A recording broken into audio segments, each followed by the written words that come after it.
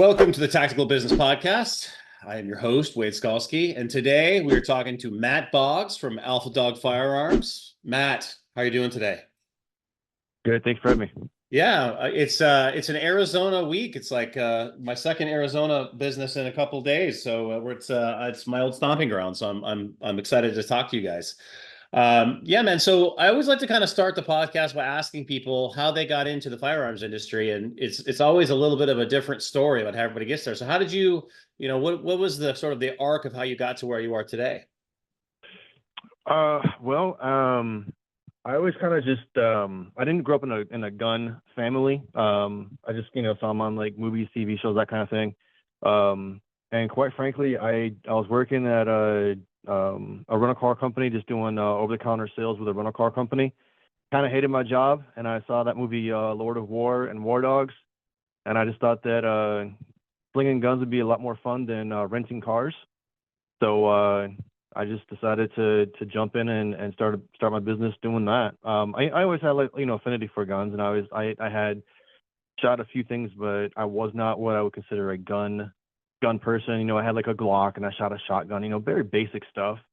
And then I decided that I would rather get into firearms, and then started kind of researching different things, and started getting more, I guess, more knowledgeable as far as like the 2A community goes, and then finding out more about like gun rights and stuff. So I grew up in Michigan, so it's a hunting area, but that's what essentially my family was like. Oh, guns are for hunting. Never really had that 2A component to it. And then living in Arizona, obviously it's a lot different as far as the mentality here is with the firearms. So yeah, I just started doing that, and I started really seeing the need and the just the challenges that's involved with the firearm community. Opened the store up, and just kind of haven't looked back since. So a lot of learning along the way, but this has been a really fun journey. What year did you open your store? We opened the store officially in 2017. So from the time that you sort of got interested in that as a business to the time that you actually opened the store, how long did that take to go from, oh, I think I'm going to do that, to actually opening the doors? Uh, 6 months maybe. Wow. I get really, when I get locked into something, I'm very into it. So obviously I was up, I don't know, 20 hours a day researching, doing different things, trying to get money to open a store up. Decided, actually, I sold my house to fund the gun store. So I was like, I jumped in. Like when I go into something, like I'm going all in. So it was not a let me just dip my toe and see how the water feels. I polar bear that in there and just jumped right in, and took the lumps and learned along the way. So Yeah, that's an interesting story because obviously it's you came at it more as a business person, right? So you said, all right, so this is a business that I could get into, and then the sort of the 2A side, came along the way, right? Do you have a different view on firearms now than you did when you started, or is it kind of you basically have the same sort of view, or how have you kind of grown in your view of the 2A community since then?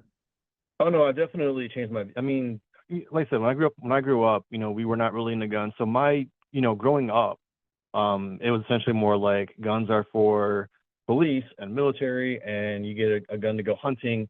And I didn't really have any sense of, I didn't really have any sense of like a strong like, you know, need or right to carry a firearm. It was never really a thing. And then getting this now, I definitely see the need for firearms. And I definitely look more into it now and go, okay, yeah, you know what? There's a massive assault on firearm ownership in the U.S. and I see the importance of it. So it's definitely been a 180 as far as that goes, where you look at that and you go, okay, I can understand why we would need it and why a Second Amendment is so important to an everyday American. Yeah, absolutely. I mean, I think the other thing too is when you dealing with a clientele, right? Because you have these people that are coming to you, and they're not necessarily, maybe some of them in the military, maybe some of them are police officers, but then you have regular everyday people telling you their stories about, hey, this is why I want a firearm, and I think it really helps. once you start to kind of delve into those different experiences, it really helps to kind of expand your view on, oh, this is why this is important, that this is accessible to everyone. I mean, have you seen a change in the clientele from 2017 to now, like in the last, in that last 9 years? I mean, have you seen, or 8 years or 7 years? I can't do math. I was told there's no math today. 7 years. Have you 7, seen yeah. it? Yeah, exactly. Have you seen a change in terms of more people coming out of the 2A tent? Actually, I have. The biggest thing, and COVID, for what it was, I think honestly, COVID really opened up a lot of people's eyes to understanding and seeing how important defense is. Because I remember hearing stories, during COVID, where people would call the police, "Hey, I hear a noise," or "I've got this," or somebody's doing, something's going on, where they would normally call the police, and 911 dispatch was just like, "There's nobody to work. You need to do this on your own." And I think a lot of people during COVID really realized how important self-defense is and how important owning a firearm is, just because I don't want to say necessary evil, but firearms are something that really levels the playing field for a lot of people. Because when you think about victims, a lot of times, especially when you have people thinking about victims, they're disabled, they're not paying attention to something, they're perceived as weak. And by having a firearm, that really makes it a level playing field, or people feel more secure by having a firearm in case somebody wants to go out and do bad things to them. So I think when we opened the store up, it was, people came in the store, and a lot of people came in where before COVID, were already kind of like gun enthusiasts. I saw a lot of people that already had a gun. It wasn't like their first time gun buying experience. And a lot of those times when they were getting that first time gun buying experience, they were going to places that had a national reputation. So they were going to like the Bass Pro. They were going at a time when Dick's was selling firearms. They were going to places that already had that name, because they already knew who those companies were. And the people that came in Alpha Dog were really just, "Hey, I saw your new gun store. I want to check you guys out." That kind of thing. They already had an interest in firearms. And then after COVID, I think everybody was just Googling, places to get a firearm. And, we were seeing lines out the door, that were wrapping around the building just constantly all day long. And people who were just like, "I've never had a gun. I don't know anything about guns. But I just don't feel safe anymore." And a lot of people just didn't feel safe. And that's where I saw a lot of that shift. And now coming back in, 3 or 4 years later, we're seeing that transition going back out from that massive need back to people who have already owned a firearm, or those people who bought a gun during COVID and became kind of, just became, I don't know, supporters of the Second Amendment. Or they're just like, "Hey, you know what? I really liked this gun, or I really didn't like this," and they just kind of got into, hobby shooting, that kind of thing. So it's just kind of transitioned in and out a little bit. So it's been an interesting journey, to say the least, since COVID for us. Well, and there's the thing about firearms is there's a big education bridge, right? So for a new time owner. So if you don't know anything about firearms, you didn't grow up in Michigan, you didn't grow up in a hunting family or whatever, there's a pretty big education bridge to get you from I'm thinking about buying a firearm to actually purchasing one, right? Because there's the regulatory aspect of it, there's the safety aspect of it. But once someone goes through that and firearms start to get demystified, there's so much depth there's so much depth to the whole industry. And so it really, I think once people understand that, it's there's so much more to it than just I'm just going to go buy a gun, right? That's just the beginning of the journey, not the end of the journey. Yeah, it really is. I mean, the biggest thing for me, like when I first opened the store, something that I really strive with my store is that we are known as the friendliest gun store in Arizona. Like whenever somebody comes in the store, whether it's their first time walking into a gun store or they've been into a million other stores before us, they're going to be treated, top, it's going to be top notch customer service. That's absolutely paramount for anything. So we really work to destigmatize a lot of what gun stores do, where they have that. When you walk into a gun store and you just feel like if you don't know anything about firearms, you feel like you're, kind of an outcast or outsider. And I tell the guys, when I opened the store, I literally was researching different manufacturers, because I did not know the stuff myself, and it's very important, I think, that people realize that not everybody is born an expert and you have to learn somewhere. So getting into finding out what you like, and then kind of reading some reviews on it, and then putting things in the hands, like getting a feel for how things are, because every farm has different grip on it. Something I tell everybody, myself personally, Glock, everybody knows what Glock is, and everybody has had a Glock. I got Glock. And I'm not a Glock guy, because when I shoot a Glock, the fit in my hand doesn't really fit as well as I would like it to. And then I was talking to somebody else who knew a lot more than I do, and um, I was looking at Glock, and they were showing me some Smith and Wessons, and he's like, "Hey, you know what? Close your eyes, pick a target, close your eyes, point the gun at the target." And what I found out was when I had the Glock, the way that was fitting in my hand was I would go on target, and I would basically be coming in a little too low, and I'll have to raise my hands up in order to get on target. Whereas with like a Smith and Wesson, I just the feel in my hand naturally I pushed out to go on target was right there. So there's a lot of little components, little nuances that you kind of learn along the way as well. So there's a lot behind it, just kind of like seeing what feels good, and then obviously once you fire a gun, you can see how it feels when you fire it and how it feels with the recoil and everything else. But it's there's just a lot more than the gun is going to be the end of the surface or the end of the thing, because then you start going into training aspects and trying to learn how to manipulate, how to clean. Something that I want to make sure that everybody leaves when they leave the store is that they have at least a very basic understanding of the firearm that they're purchasing. They understand how to field strip it. They understand the different components of it, and they can also figure out, if something were to go wrong, how to get it done.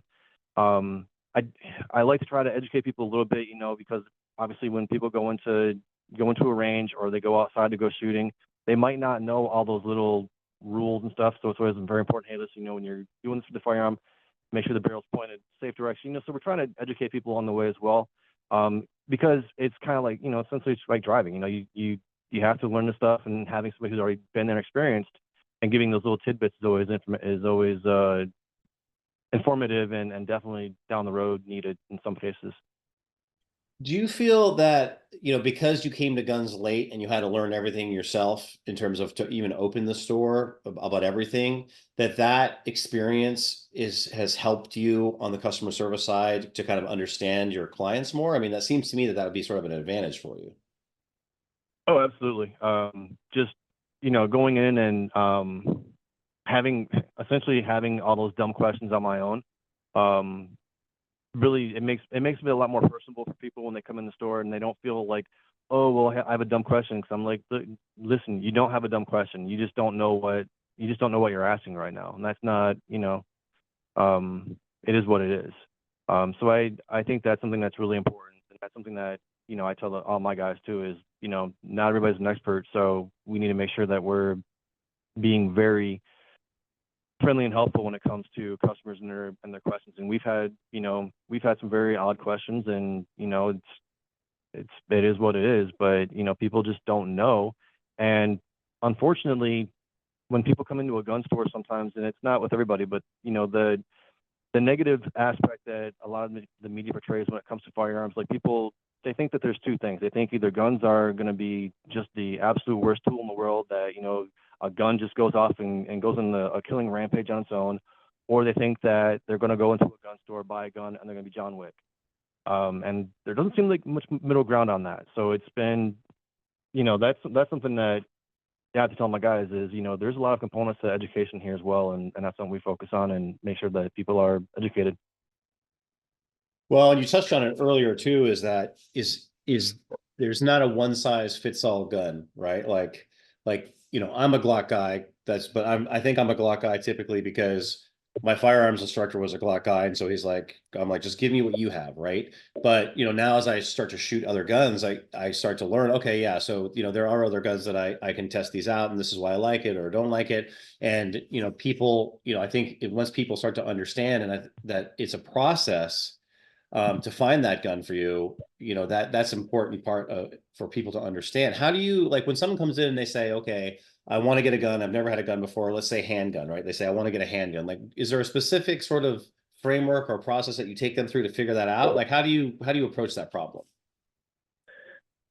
Well, typically I'll ask them like what if they've shot anything in the past, just to see if they've ever shot anything before. And then start finding out what they actually plan on using a gun for. Because the one thing that I really think that people, when they think about a gun, they just kind of think of a one size fits all kind of a product. And when I talk to somebody and they're like, well, I want to have a firearm to carry on my person at all times, or carry on my, inside the waistband, that kind of thing. And then we start going into, what size firearm they're actually looking for, because, a gun that you're going to conceal carry is going to be completely different than a firearm that I would recommend if you said that you're going to keep it in a drawer in your house, you know, those are two very big important aspects, because then I'm going to find out, are you looking for something that has more capacity to it?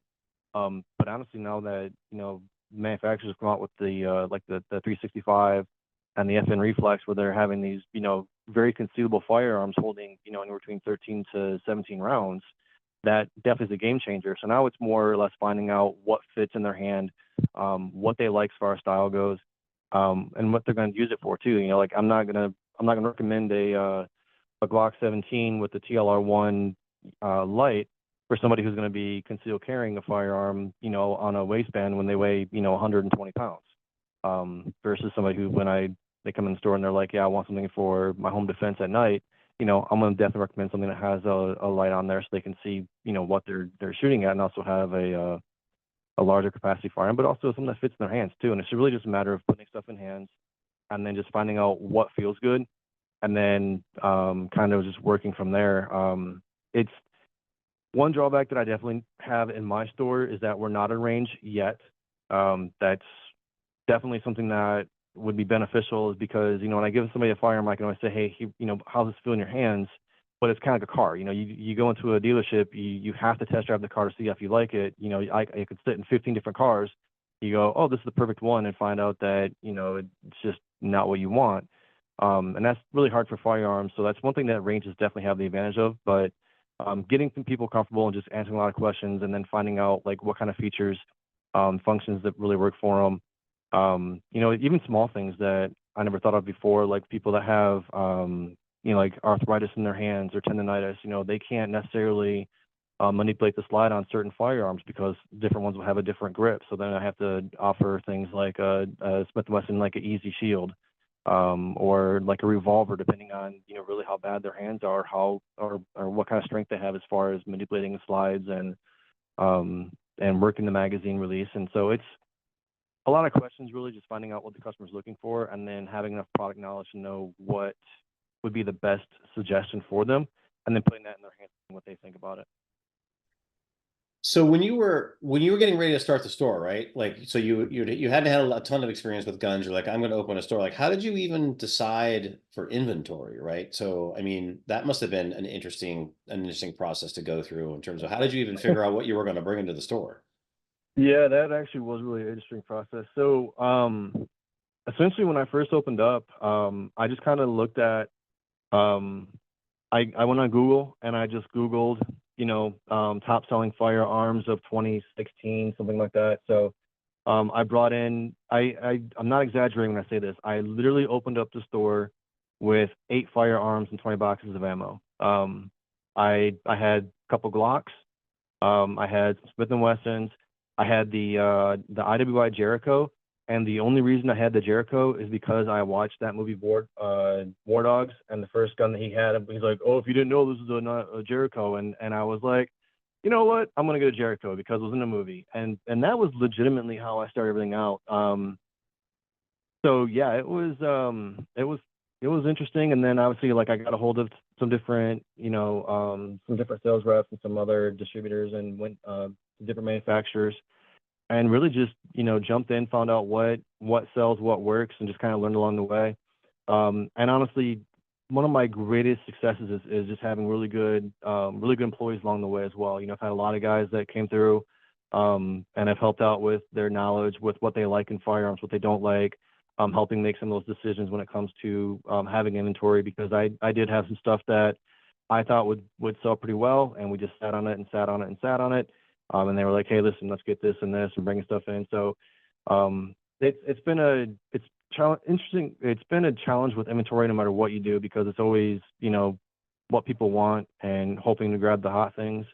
And even to this day now, I mean, we grew from really nothing into, I think right now I've got 300 and some different firearms in store.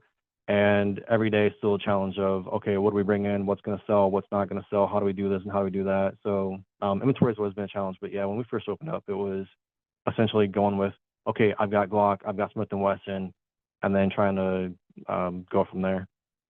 How long did it take you to sell that Jericho? But, actually, when I first opened up, I was selling the Jericho more than I was selling Glocks. Oh, really? I was, yeah. Well, I mean, because I like, people will buy what you recommend or what you like, and I Right. honestly do like the Jericho.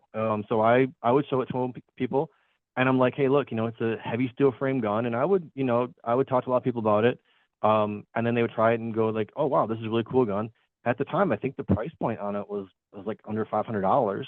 So I mean, it was about the same price that you were getting a Glock for. It had that really cool look. And I would tell people too, I'm like, hey, look, this is the gun that was in War Dogs. If you ever saw that movie, and they're like, oh, I did see that. And I'm like, yeah, this is that Jericho he was talking about. And yeah, even this day, I mean, we don't sell as many now because I don't work the sales floor nearly as much anymore. I have a staff of 10 guys now that run the store, and I do things like podcasts, and they do things like sell guns. So we don't sell as many Jerichos, but if I was in the sales floor again, I would definitely be something I'd push because it's a gun that I actually kind of like, and for the price point, it's one of those like why not kind of guns. Well, and there's two really good business lessons in there, right? So business lesson number one is that, from just a marketing perspective, is that enthusiasm sells. So if you are enthusiastic about a certain type of gun, if you're like a Glock guy or a SIG guy or whatever, but you have reasons for that, that's a powerful selling technique because your enthusiasm is going to shine forth for whatever it is that you're doing, right? And then number one, and then I think the second lesson is that you don't have to be a Bass Pro Shop to start, right? Like people think, a lot of, and this is a business podcast, so there people are listening to it that maybe they haven't made that leap yet of like, oh, I'm gonna go open a gun store, and then they hear your story where it's like, dude, I had 6 guns in the store when I started, right? So or whatever it was, like that's a very powerful story because it's going from 0 to 1 is the hardest part, and how long did it take you and to get your kind of sea legs, right? So you open the store, you got the 6 guns in there and you start rocking and rolling. I mean, how long was it until you just woke up one day and said, okay, we're gonna make it and this is my deal. I own a gun store. Like how long did that take, do you think? I still haven't hit that yet. Every day I'm still like working and striving and doing things to make the store better. And I'll be honest, man, when I first opened the store, it was really hard to actually walk in the store and feel pride because it looked so bare. It looked so bad. I walked in there, I had no kind of product in the store. It was honestly quite embarrassing. But it was one of those things that I had to grind through it. I had to persevere through it. Every day I'd come in the store and I would do what I could do. Yeah, I didn't have a lot of guns in the store, but I still had, the website. And so people come in the store, hey, look for this. I could still order things for them. It wasn't ideal. But the biggest thing really is just, you got to put the work in. I mean, a lot of people when they come across something and it's, adverse for them, they kind of give up. And that's the biggest thing is that you can't give up. I mean, if you're going to make the work, you're going to have to figure out a way to get it done. And that's what I did, and that's what I still do every day is when we have something come in, I've got to, we got to figure out a way to get it done. And that's just the end of the story on that one. Well, and but I mean, you there is a barrier to entry to it too, right? So you got to get the FFL, you've got a brick and mortar store, you got the inventory, and so it's once you're sitting there, you're like, okay, I guess this is what we're doing. And I think that's a good attitude to have is that you're always striving to get better because there's no end to firearms. Like the depth of a firearm. I talk to guys who have been, you talk to guys who have been in special forces for 20 years and they're like, yeah, no, there's no, they still learn something new every day about firearms. And I think that's part of it that what makes it so exciting. So I know Arizona is pretty gun friendly, but it's like the rest of the states. It's sort of starting to trend the wrong direction in some ways. Are you guys seeing from like an advocacy perspective, is that impacting you guys a lot in terms of the regulation right now, or is that still kind of the same as it's been since you started? Um, it's definitely got, I mean, we have seen more regulations across, the firearm industry. Um, Firstly, it started like with the Trump administration when they banned bump stocks. They went out and the ATF made some new ruling about what constitutes a firearm. So the biggest hurdle and the biggest obstacle and one of the biggest frustrations is that we have a branch of the government who is defining the rules for what a firearm is, but they don't know what a firearm actually is, and then they make something up and then they enforce it. So we had that bump stock ban. We had the ban on arm braces. We had they came out and said if you're selling 80% lowers, you can't sell You can't sell within a proximity of those 8% lowers anything that could be used to manufacture a firearm, because then it's like manufacture. And so they make up these arbitrary rules, and then they expect everybody to follow it. And if you don't follow it, unfortunately, they have the power to revoke what you're doing for a business. So that's really the most frustrating thing is, seeing that. And in the last couple of years, there has been a lot of what ATF rulings where they come out and they say, oh, we're defining this now, we're doing this differently, we're doing this, we're changing the 4473s, we're doing, so there's a lot of that going on. So yeah, there's been a lot more in the last couple of years, and then obviously with different states like California, putting out their different bans on stuff, and with other states, Colorado and Washington putting up their magazine bans. That all affects what we do too, because we don't just sell firearms to the state of Arizona. We are a national retailer. So it's a little bit difficult sometimes. We have to know every state's rules and regulations and who you can sell to, what you can sell. It's it definitely is a little bit more challenging than it was 7 years ago. So from a compliance perspective, is that something that you handle yourself? Do you have people that you talk to, like a network of other gun shop owners, or do you have attorneys that help you with that? Like, how do you, from a business perspective, how do you stay compliant with everything on the regulatory? Because you have to worry about the feds, and you got to worry about obviously the states too. Yeah, compliance is a big issue. So obviously, that's something that I have to work on. That's essentially something that everybody on my staff has to kind of stay alert of. But I kind of do have like a little team. Um, I got a couple of people that I know that are already in the industry, so we'll talk and we'll discuss different things. I don't necessarily have like a lawyer on retainer or anything like that, but I mean, like if there's a question on stuff, I do have people I can reach out to. I mean, like the NSSF and NRA also come out with a lot of different things, and they're like, hey, be aware of this and be aware of that. There's different programs for retailers that come out and they'll say, hey, be up to date on this when it comes to your paperwork. We use the electronic 4473s now, so we do all that digitally. So the company that we use the digital 4473s for, they have a compliance team and they have lawyers. So they have a team essentially there to make sure that all the stuff that they're doing is compliant. So the system kind of will flag us if somebody says they live in California and they're buying a firearm not in the California roster. It'll say, hey, that's not not something you can do. So we do rely on the software a lot to catch a lot of those mistakes. So that definitely helps. But yeah, I mean, with the changing landscape of the firearms regulations, it definitely takes a village here to really do this and do it right, because the last thing you want to do is get in trouble with get in trouble for doing something that you're unaware of, because as they say, ignorance is no excuse of the law. Yeah, no, and I think that's an important thing is to let people know, look, it's you have to have a network of people that are helping you. You have to have, in terms of you can help protect yourself from the tech perspective too, on the tech side.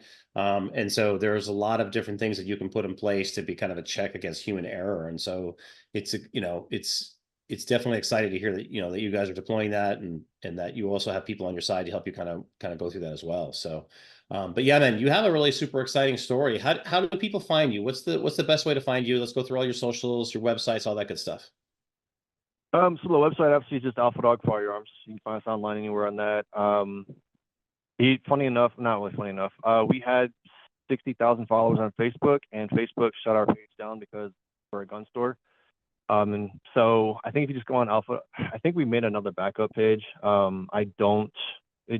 I don't know how much we actually have on it now, but if you just go Alpha Dog Firearms on Facebook, same thing with Instagram, it's just Alpha Dog Firearms. I believe we've got a TikTok channel that we just opened up, which again, Alpha Dog Firearms. And then we also have Alpha Dog Firearms TV on YouTube. So I just hired a guy to do some of our social media stuff, because that is an aspect that I completely fail in, because I just don't have the time or knowledge to really go into social media stuff. So we definitely have a lot more social media stuff going out, but doing that, and always you can come by and see us. We're right in Tempe off Mill and Baseline. So yeah, online or in store. I mean, we're open daily 10 to 8, and like I said, we're the fitness gun store in Arizona, so it's worth the drive no matter where you're at. Well, don't tell your social guy not to sleep on Twitter, because I tell all my ghostwriting clients to go on Twitter because they're friendly to guns. I mean, they're not, you can't sell on Twitter, but even like holsters or anything guns adjacent, but you're not, it's the least likely to get shut down on for guns. So I always tell people on the gun side is gun Twitter's pretty friendly, and they're okay on Twitter right now. But yeah, anyways, man, that's awesome, dude. I used to live right down the street from where you are, and I can actually visualize exactly where you are. And so I just think it's such a cool story that you basically just decided out of the blue, I'm going to open a gun store, and then you did it, man. So like a lot of people have big ideas, but they don't follow through on them. So I think that's definitely impressive, but I think a lot of people can get inspiration from your story. Well, I appreciate it. So just here, I can see like your background is a little bit blurred right now, but I can see a dog in the back. So something that people don't really maybe don't know about the store. I didn't name Alpha Dog Firearms Alpha Dog because I have like a superiority complex. I literally did it because at the time I had 3 rescue dogs, and I was just watching them play, and one of the dogs was Sadie was the dog that I had, and she was growling at the other 2 dogs for messing with the toys, and I just thought, oh, it's funny, Sadie's being the alpha dog, and that's how I can name the Alpha Dog Firearms. So I'm going to ask you, what kind of dog do you have back there? Because I actually like dogs more than most people. So Well, normally she's not there because, but I got a late start today, so I didn't want to be running too late. But so she's a border collie pointer mix, but she's a rescue, so she's kind of a mutt. So we know what her mom is, but we don't know what her dad is. But she's mostly border collie and 45 pounds of thunder. So she's a pain in the ass, but we love her. dog, I love it. No, we tell people bring their dogs in the store all the time, and that's really what we're all about. I mean, the dog, the paw print and the logo, that is the paw print from Sadie. Kind of sad story, but I opened the store, and about a week after I opened the store, Sadie died. And so I made the change to her paw print as my logo. So the store, we're very dog centric. So I mean, that's really when we Alpha Dog Firearms, it's just literally for love of dogs. So it's kind of like the things that make America great, right? Guns and dogs. 100%, man. Yeah, 100%. And that's the one thing too, is about your dog is always there for you. And it's people that aren't dog people don't get it, man. When the dog dies, it's like part of your family dies. You never get over it. Oh, So absolutely. that was our last dog. It's like it was a Boston Terrier, and we never still that dog. Anyway, all right, man. Well, cool. Well, listen, I was just like I said, you have a really inspiring story, and I think a lot of people will listen to it, and hopefully they'll take that step to become part of the two-way business community, because the more people it's a big tent, and the more people like you that we can get in there, I think the more that we can get our rights protected. So I really want to thank you for coming on the show today. Yeah, I appreciate you guys having me. All right, man. Yeah, absolutely. We'll definitely talk again. Okay. All right, thank you.